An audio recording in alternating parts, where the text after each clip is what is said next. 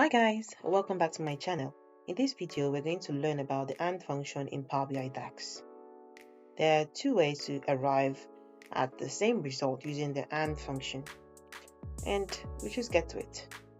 In this report, we have data sets that have to do with patient information, so it's literally a healthcare data. It comprises of patient information in one table and our patient's appointments in one table. I've made all the connections, so let's just head on. So for this video, we want to know the number of appointments that were attended, and particularly their first appointment face-to-face. So I'll just put it straight. We want to know the number of patients or number of referrals that actually attended their first appointment face-to-face. The face-to-face appointments. So now, if I'm to filter this down, we're going for attended, and they must be face-to-face,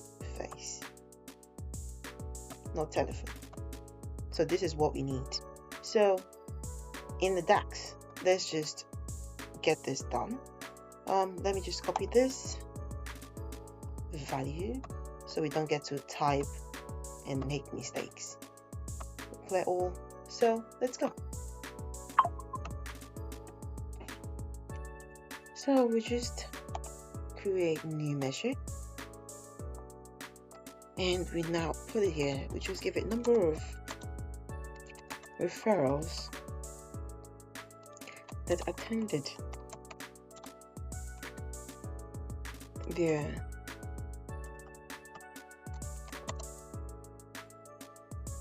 first face-to-face appointment. Just put it as APT. It's already a long name. So we just start now. So we want to put calculate, use the calculate function,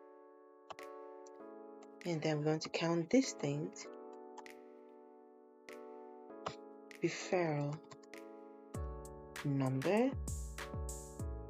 We just use the appointment data referral number for this. So once we count this, only if the appointment attendance status is attended.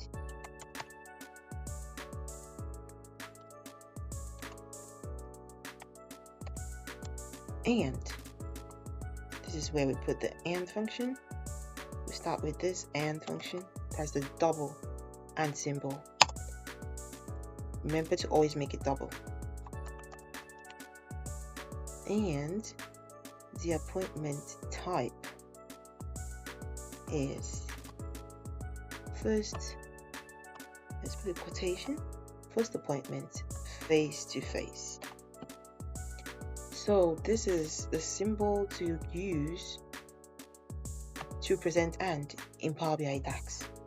We just close the last bracket and execute it.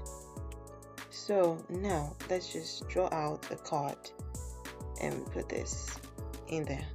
So we have 5 of them, of which we already saw in the table visual environment, the table view environment. So now let's try the second method of arriving at this same result using this AND function. So now we make use of this. We just copy and paste and put this as 2. So instead of using this double AND function, all we do is come over here and put AND, take this off and use a comma, and there we have it. There are 2 ways of arriving at the same result using the different AND functions.